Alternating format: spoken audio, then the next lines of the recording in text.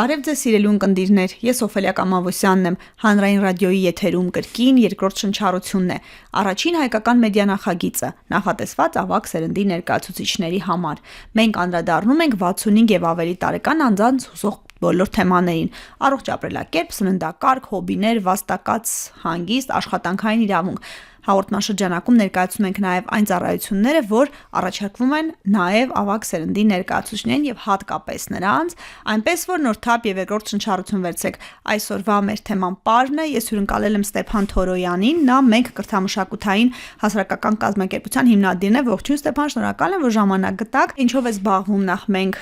որ թվականից ինչու եք հիմնադրել, ինչ նպատակ ունեք։ Բարև ձեզ, շնորհակալ եմ հրավերի համար։ Մենք ստեղծվել է 2012 թվականին, զբաղվում է ազգային պարերով եւ արդեն շուրջ 14 տարվա գործունեություն ենք ծավալում։ Հիմա ունենք գործող 9 խումբ։ Տարիների ընթացքում ավելի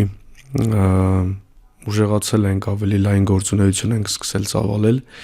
եւ հիմա ունենք 6 տարեկանից մինչեւ չգիտեմ 70 տարեկանների համար առաջարկներ, որտեղ մարդիկ կարող են գալ, սովորել, ապրել եւ այլն։ Հայկական պարերը բարդ են։ Իմ կարծիքով չէ, ժողովրդական։ Այո։ Իմ կարծիքով չէ, ժողովրդական պարերը նախատեսված չեն բարդ լինելու համար, որովհետեւ ժողովուրդը զանգվածային են։ Հա, ինքը ներառական եւ մասնակցային գործընթաց է եւ ինքը չպետք է որ բարդ լինի։ Իհարկե կան առանձին ռազմական պարեր, որոնք դժվար են սովորել, բայց համայնքային պարերը իրենք մեծավ մասամբ այնպիսին են, որ հեշտ է մտնել շարքի մեջ, հեշտ է ներգրավվել եւ իրենք հենց այդպես էլ պետք է լինեն։ Յուրացնել, հանրամատչելի, որ ուղղակի ինտեգրվեն ու պարեն խմբային պարը։ Որ պահից գաղափար ծագեց հատկապես հրավիրել այս գործում ներքաշել կենսաթոշակառուներին ավագ սերնդի ներկայացուցիչներին, ում գաղափարներ։ Որպես այդպիսին հատուկ չենք շեշտադրել, որ կենսաթոշակային տարիքի մարդիկ կան։ Ուղղակի ես մի տեսակ, չգիտեմ, երևի Աստծո հետ եմ խոսել, ասել եմ ինձ ավագ սերնդից մարդիկ ուղարկի։ Իմաստուն եք Ստեփան։ Հա, ու այդպես եկել են իրանք։ Սովորաբար բարի խմբերում երիտասարդներ են հավաքվում, բայց մենքի սիրողական խմբերում, որտեղ ես եմ դասավանդում, 20-ից 30 տարիքային շրջանում գտնվող մարդիկ շատ քիչ են, 30-ից բարձր, 40-ից բարձր, 50, 60 ավել տարիքով եւ շատ հաճելի է եւ շատ ջեր միջավայր է ստեղծվում։ Ստեփան, պարող մարդիկ են եկել ձեզ մոտ, մարդիկ, որ նախկինում պարել են, մասնագետ են եղել, չեն ուզել կորցնել հմտությունը, թե եղել են մարդիկ ուղղակի ինչ մոտիվացիայով են գալիս 55-ից հետո, 60-ից հետո, մարդիկ ինչն է իրենց դրդում գալ պարի։ Տեսեք, իրենք տարբեր են լինում դեպքերը, երբեմն լինում է, որ իրենք ինչ-որ միտեղ պարել են եւ ուզում են նորից պարել, այսինքն սերն է զուտ պարի նկատմամբ, լինում է, որ առաջի անգամ են ուզում են փորձեն։ Պարը տարեցների համար հատկապես եւ ոչ միայն տարեցների մի քանի գործոն կարելի է առանձնացնել։ Առաջինը դա կենսաբանական, այսինքն մարդկանց մոտ սկսում է հատկապես նստակյաց աշխատող մարդկանց մոտ ստեղծվում է մի վիճակ, երբ որ օրգանիզմին պետք է ակտիվություն եւ նյութափոխանակության կարգավորում, արյան շրջանառության կարգավորում, մկանների մարզում, ամրացում, սա շատ կարեւոր է, որ մենք մեր կենցաղում չկորցնենք եւ ազգային պարը օգնում է դրան։ Այսինքն չափավոր ծանրաբեռնվածություն, հատկապես ավելի հասակավոր մարդկանց համար ինքը շատ օգտակար է։ Երկրորդ սոցիալական բաղադրիչն է, այսինքն մարդիկ ներգրավվում են մի նոր խմբի մեջ, մի նոր միջավայրում եւ դա ինքնաիրացման մի նոր փուլ է իրենց համար հասարակության մեջ եւ իրենք այնտեղ իրենց շատ լավ են զգում։ Դուք պետք է տեսնեք ոնց են իրենք ապրում, ընկերանում են իրար հետ, մեզ հետ խմբով ոնց են գնում խաշ ուտելու, գնում են արշավի, սոցիալական կապերի մասին եք ասում։ Հա, ինքը շատ լավ միջավայր է, որ մարդը աշխատանքից հետո կարողանա բեռնաթափվել։ Երբ որ լավ միջավայր է ստեղծվում, մարդիկ շաբաթը 2 օր, սովորաբար 2 օր են կանում փորձերը, ունենում են մի միջավայր, որտեղ կարող են լիցքաթափվել, որտեղ կարող են լիցքավորվել։ Այսինքն բեռնաթափել այդ լարվածությունը։ Բացասականը ես եմ եւ լիցքավորվել դրականում։ Հա, այո։ Եվ մարդիկ սպասումով են։ Այսինքն աշխատանքային շաբաթը երբ որ սկսվում է, մարդիկ սպասում են, որ վայ 3 շաբթի, 5 շաբթի բարենք, վայ 4 շաբթի ուրբաթ բարենք, այսինքն 2 շաբթին հենց մտնում ես, 2 օրից 4 շաբթի է գալու լավ է։ Կգնամ բարի։ Սա է։ Մյուսը մեկ այլ գործոն կա նաև սերունդների միջև կապը։ Այսինքն մեր միջին սերունդը կարծեք թե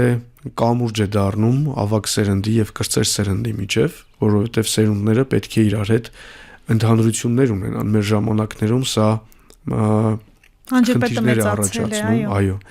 որովհետեւ մարդիկ իրենց հետաքրքրություններով, տեխնոլոգիաներին տիրապետելով հայտնվում են տարբեր դաշտերում եւ նույն հոգեուզական միջավայրում շատ չեն լինում։ Եվ պետք է օրինակ, չգիտեմ, նույն ֆիլմերը նայել, նույն ֆիլմերից օրինակներ բերել։ Շատ կարևոր բանի մասին եք խոսում, շատ։ Պետք է մեծավ մասամբ նույն հոգեհուզական դաշտում լինել, որպեսզի իրար հետ հույզեր եւ կյանք ունենան կառուցած։ Հասկանալի լինեն իրար, վեճեր չլինեն, հեռացած չլինեն իրարից։ Բարը միավորում է։ Հիմա դրա համար ունենք օրինակ տատիկ, որ թորնիկը գալիս է մեր փոքրերի խումբ, ինքը գալիս է մեծերի խումբ։ Հրաշք։ Հա, ու այսպես իրենք տանը խոսելու բան ունեն։ Այսինքն երեխեքը, չգիտեմ, ինչ որ ցանցային շփումներ ունեն, ինչ որ նոր հետաքրքրություններ ունեն, ու այդ 10-12 տարեկան աղջկա հետ տատիկը հստակ ունի թեմա, որի մեջ խոսելուց երկուսն էլ ունենում են կայծեր։ Հա, ասենց բան են, էներգիա են ունենում էլ երկուսով այդ խոսակցության մեջ։ Եվ սա շատ կարևոր է եւս։ Մյուսը ինձ թվում է նաև ազգային ինքնության։ Դրան դեռ կանրադառնանք։ Գիտեք, դուք խոսում եք անպայման կանրադառնանք պարհերիք չի դեռ մի բան էլ ազգային։ Պահել եմ այդ հարցը։ Գիտեք ինչին է, ինչի մասին եմ ուզում խոսենք։ Հակադրելով արհեստականորեն թե ոնց, եկեք պարը հարկադրենք սպորտին, ֆիզիկական ակտիվության այլ ձևերին, այն առումով, որ պարի մեջ մենք երաժշտություն էլ ունենք, չէ՞։ Հիմա ավագ սերունդը հաճախ կնախընտրի յոգան, կգնան սպորտ դահլիճներ, բայց դուք մասամբ սրան անդրադարձակ, բարի ժամանակ թեթև ծանրաբեռնվածություն է, բայց նաև երաժշտության գործոնը, ռիթմի մենք անտեսում ենք ուղեղի աշխատանքի վրա ինչ կենարար ազդեցություն ունի։ Այո, դուք ճիշտ եք, թեև մարզասրահներում եւս երաժշտություն է լինում, բայց դա մեծ մասամբ տեխնիկական երաժշտություն է կամ բարձր ռիթմիկ երաժշտություններ են դնում, տեսեք, ուղակի մարզանքներ անելով, մարզվելով ինքը այո, շատ օգտակար է, բայց նաև ինքը այստեղ հուզական դաշտի մաքրումն ու լիցքավորումն է դրական էներգիայով, այսինքն եւ հայկական ռիթմերով, եւ հայկական շարժումներով, եւ հայկականության մեջ լինելով, կարծում եմ հատկապես լիցքավորում է։ Կարծում եմ հատկապես ավելի հասակավոր մարդիկ իրենց ավելի բնական կզգան։ Հետո ակունքներին հետ գալու խնդիր ունեն, չէ՞։ Որովհետև իրենք ավելի մոտ են արմատներին, քան թե նոր ծնվող սերունդը, հա, այսինքն ծառի ճյուղերն են, բունը ավելի մոտ է արմատներին, քան թե ճյուղերը, չէ՞։ Հիմա նույն առումով ես կարծում եմ իրենք իրենց ավելի լավ են զգում հենց այդ միջավայրում։ Եվ ես կարծում եմ, որ նույնիսկ ակտիվության մեջ պետք է սեփական տեսակին հարազատ մնալ եւ կարողանալ հույզերը քո մշակույթի միջոցով արտահայտել։ Այսինքն քո ուրախությունը, քո տխրությունը, քո մարզվելու կամքը, քո ուժեղ դառնալու կամքը, քո չգիտեմ վիշտը եւ մեր մշակույթը այնքան հին է, որ գրեթե բոլոր հարցերի պատասխանները ունի։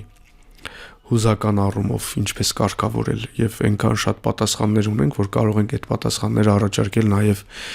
այլ ժողովուրդների։ Հետաքրքիր փորձառություն ունեցանք անցյալ տարի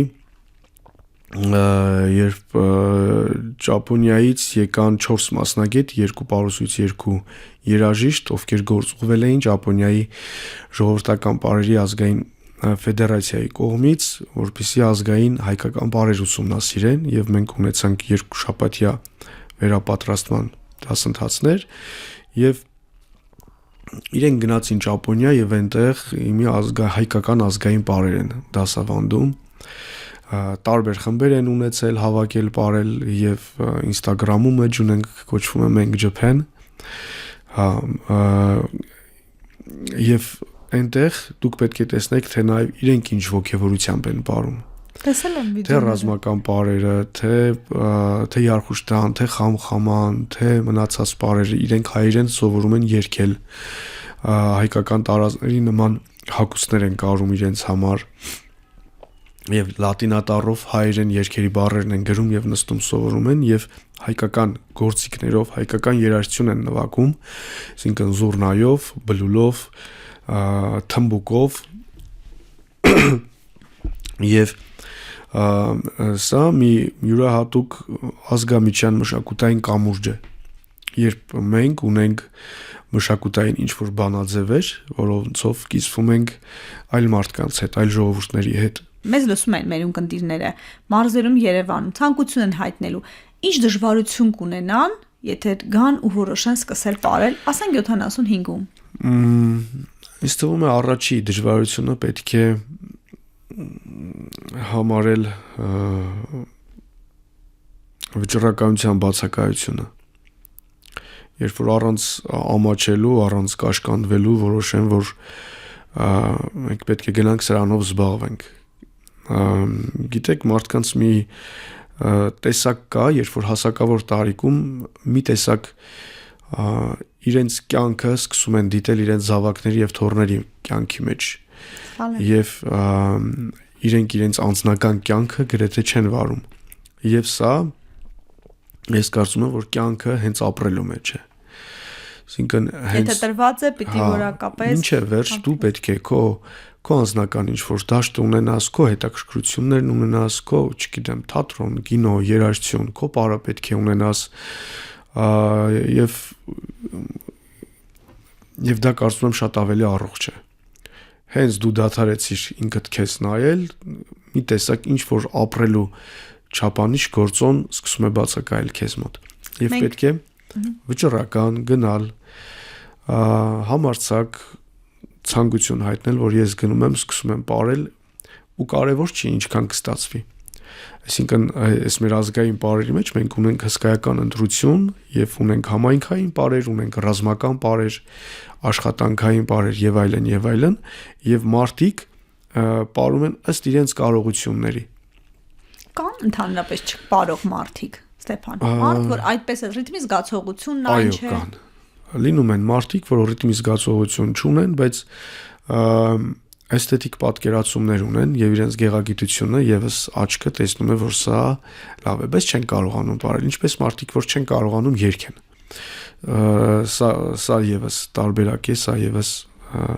լինում է, պատահում է, բայց սովորաբար ժողովրդական պարը ինքը ասացիք դերաբաշխումների հանրամատչելի է, որ բոլորին մի բան կարող է։ Տեսեք, եւ յուրաքանչյուր մարդ նույն պարը տարբեր տարիքում տարբեր ձև է պարում եւ ինքը նույն տարիքում նույնիսկ կախված իր տրամադրությունից, կախված իր, չգիտեմ, ընտանեկան միջավայրից ինքը այլ կերպ է պարում։ Հասկանում եք, եւ հոգեուզական վիճակից։ Կոմիտաս վարդապետն ասում էր, որ թեև մենք պարելուց մեր շարժումներն են կանում ոնց որ, բայց ակամա մատնում ենք մեր ներքին աշխարհը։ Այսինքն մենք մեր շարժումների միջոցով մեր հոգեաշխարհը արտահայտում ենք եւ ինչպիսին որ լինում է քո հոգեուզական դաշտը տվյալ պահին, այնպիսի պար դու ես պարում, ինչպես ու նաեւ ֆիզիկականը դա իհարկե, բայց նույն գյովնդը պարում են եւ տարեցները եւ երիտասարդները, նույն ասենք քոչարիները պարում են եւ տարեցները եւ երիտասարդները, տարեցները ավելի իմաստություն են մտցնում դրա մեջ, երիտասարդները ավելի էներգիա, եւ ստացվում է երկուսի բանով միացումով ստացվում է մեզ մոտ մի հատ իմաստուն էներգիա, այսպես ասած։ Հետաքրքիր է մի հանգամանք էլ է հետաքրքիր, կան արդյոք բառեր, որոնք հենց հատկապես նախատեսված են ավագների համար։ Օրինակ, երբ որ էլի յոգայի հետ գնաց համեմատություն, այնտեղ տեսակ կա, որ ավագների համար է, թե մեր բառերը բավարարում ենք հանրամատչելիով։ Կամ ավելի հեշտ ուսանելի են։ Հասկացա հարցը։ Տեսեք, որ հատուկ տարեցների համար է, այդպիսի բառ ես չգիտեմ, բայց ունենք բառեր, որոնք ըստ ավանդության հենց մեծերն էլ պետք է պարեին։ Այսինքն օրինակ Կարինի տարածաշրջանում ունենք Շավալի պարը, իրեն ասում ենք խնամիների պար։ Այս խնամիների պարը պարում էին աղջկա կողմի բարեկամները հարսանեկան խնջույքի ժամանակ հատուկ սեղանապետի ոնց որ հորդորով։ Այսինքն ըստ ավանդության հարսանեկան մասում աղջկա կողմը ավելի пассив վիճակում է, пассив կեցվածք ունի եւ աղջկա մայրը նույնիսկ հարսանեկի խնջույքային արարողությանը չէր գնում տարբեր տեղերում, տարբեր շրջաններում, տարբեր կերպեր եւ գալիս էր մի պահ երբ որ ասում էին կեցեք հիմի խնամոնք պիտի բարին խնամոնք աղջկա կողմի բարեկամները եւ ոչ միայն երիտասարդները, երեխաները, այլև այս բառով խնամիները աղջկա կողմի բարեկամները ծանր հանդիսավոր շարժումներով են բարում եւ դրանով իրենք ցույց են տալիս իրենց ցեղի, իրենց ընտանիքի մեծությունը, իրենց ընտանիքի, չգիտեմ, հոգեվոր պաշարը եւ բնական կլիներ, որ հենց իրենց ցեղի հարգված մարդիկ բարեին։ Իսկ ավանդական շրջանում ինչքան տարիքը մեծ է, այնքան մարդը հարգված է։ Դիցուկ համարենք, որ սա կարող էին մեծավ մասամբ տարեց մարդիկ բարել։ Հրաշալի է։ Առաջիկա ինչ պլաններ ունեք։ Ես գիտեմ, որ ավագ սերնդի հետ աշխատանքը շարունակական է, որովհետև ձեր անձնական հետաքրքրությունն էլ տեսնում եմ այս ամենում։ Ինչ է նախատեսված մարդիկ, որ մեզ լսում են, ինչին սպասեն։ Համարձակ եղեք։ Միացեք բարի խմբերին, ինքը շատ լավ ներառական հանրային ինքնայրացման մի գործընթաց է։ Հիմա ունենք ընդունելություն շաբաթական 1 օր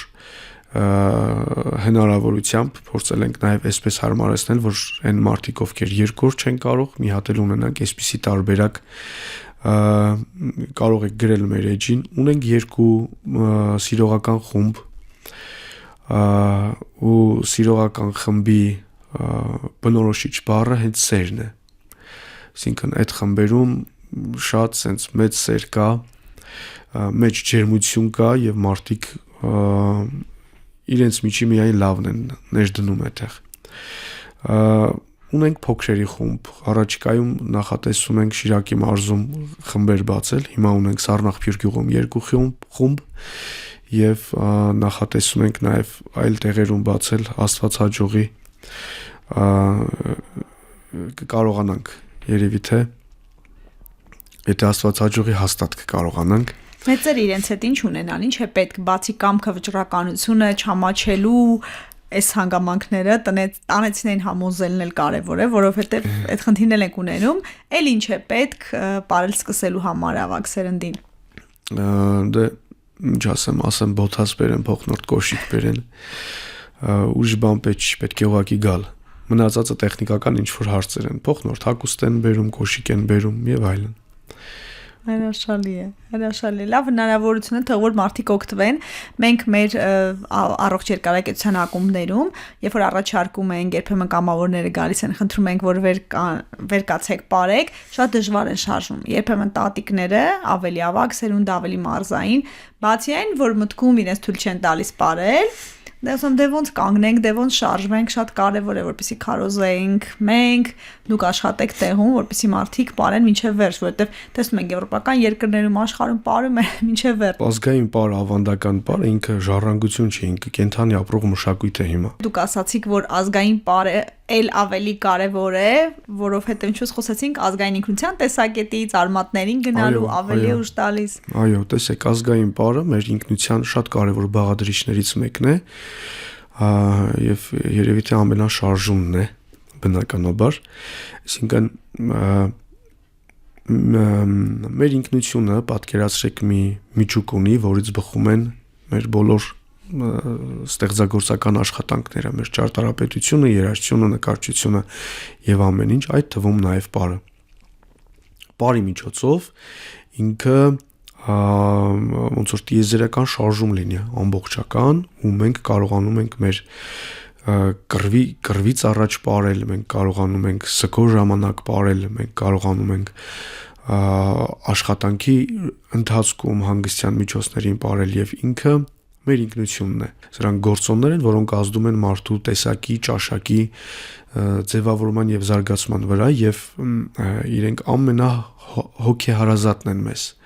Սա ամենաշատն է արտահայտում մեր հոգեկերտվածքը։ Եթե մենք պետք է մեր երեխաներին բարերի տանք, ուրեմն պետք է իրենք ազգային բարերի գնան։ Մենք պետք է իմանանք ուղղակի դա։ Գոնե սկսենք, առնվազն սկսենք կամ զուգահեռ լինի ազգային բարը։ Շնորհակալ եմ, որ ժամանակ հատկացրեցիք, որ ազգայինի եւ ավագ սերնդի այս ամենից խոսեցինք ու կարեւորեցինք, թե որքանով են որքանով է ավագ սերունդը կարծես պահապան լինի այս ամենի, պիտի դիրապետի, որ պահապան լինի ու փոխանցողը։ Այո, շատ ճիշտ է, երբ որ ավելի հասակավոր, ավելի տարեց մարդիկ են ապրում, ճշմարտության կշիռը ավելի բարձր է լինում։ Այսինքն, երբ որ երիտասարդներն են ապրում ու ասում են, որ սա ճիշտ է, ինքը ունի կամայական ենթադրենք 500 կիլոգրամ արժեք, իսկ երբ որ հասուն տարեց մարդն է ապրում, ինքը ունի երկակի, այո, ավելի ազդեցություն։ Հա, նշանակություն։ Շնորհակալ եմ։ Ես էլ եմ շնորհակալ հրավերի համար։ Ակտիվ եղեք, լսեք մեզ Հանրային ռադիոյի amradio.am կայքում դիտեք հաղորդումը, բաժանորդագրվեք Երկրորդ շնչառության YouTube-ի ալիքին, գտեք մեզ TikTok-ում, Instagram-ում, Facebook-ում, գրեք ձեզ ուզող հարցերի մասին, մենք դրանց անպայման կանդրադառնանք հաջորդիվ։ Առողջ ու երկար կյանք եմ մաղթում։